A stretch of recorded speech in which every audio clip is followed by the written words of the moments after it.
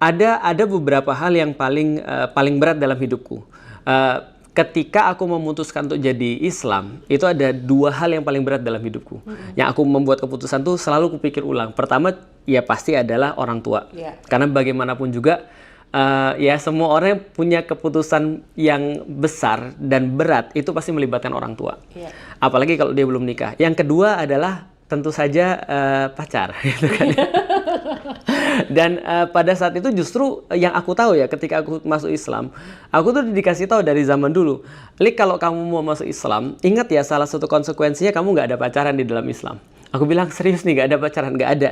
Terus jadi kalau aku masuk Islam, aku nggak boleh lagi berhubungan dengan cewek. Boleh, asal nikah. Jadi kalau misalnya kalau kita mau masuk ke dalam detail ya, pacaran itu adalah segala sesuatu aktivitas di dalamnya, termasuk telepon-teleponan, tanpa ada uzur, tanpa ada sesuatu yang bersifat kayak penting gitu maksudnya. Oh gitu. Tapi kalau Chattingan juga oke. chattingan kita chattingan nggak ada masalah sebenarnya. Nah itu tidak termasuk sesuatu yang bersifat pacaran tadi. Tapi kalau misalnya kita kan ada urusan nih, Ci apa kabar Ci? Oh ya mau datang nggak ke sini? Oke ayo kita kapan ya janjian? Nah itu kita ada kepentingan tuh. Tapi kalau misalnya dia chattingan misalnya kayak apalagi orang pacaran ya kita udah tau lah untuk apa. Kepentingannya makan bakso bareng. Nah, di situ, di titik itu. Nanti kita bisa banyak bahas tuh tentang pacaran. Tapi yang jelas aku bisa kasih tau konsekuensi waktu itu adalah aku harus mutusin pacarku tuh. Oh, saat itu udah punya pacar? Udah punya pacar, 4 tahun lagi. Muslim? Dia Chinese tapi dia Muslim. Oh. Agak ruwet lah sih. Tapi yang jelas kemudian aku harus ngambil keputusan itu dan itu berat bagiku. Tapi kenapa harus diputusin? Karena nggak boleh. Di dalam Islam Ya, kan langsung nikahin belum siap. Aku bilang sama bapakku tuh. Iya. Aku bilang, Pi, Felix mau nikah. Itu langsung di rumah. Bahasa Palembang tuh, kanjinian kau nih.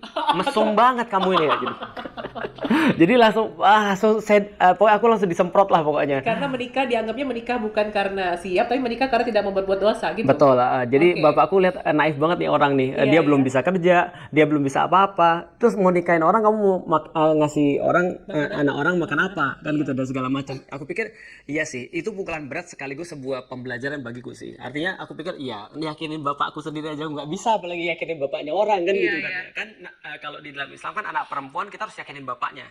Yang berhak fit and proper test kita untuk anaknya kan gitu kan ya. Nah akhirnya aku pikir ya udah aku masuk Islam dan aku harus putus. Baru setelah aku putus, aku jadi menemukan oh iya ternyata aku itu termasuk orang yang zaman dulu mungkin bucin ya kali ya. Artinya aku tuh kayak menutupi pandanganku sendiri untuk kemungkinan yang lebih besar daripada itu. Ternyata setelah aku nggak pacaran, aku menemukan banyak sekali aktivitas-aktivitas yang sebenarnya bisa aku lakukan dan aku excel di situ. Nah termasuk belajar. Nah sampai 4 tahun kemudian akhirnya aku baru memutuskan nikah.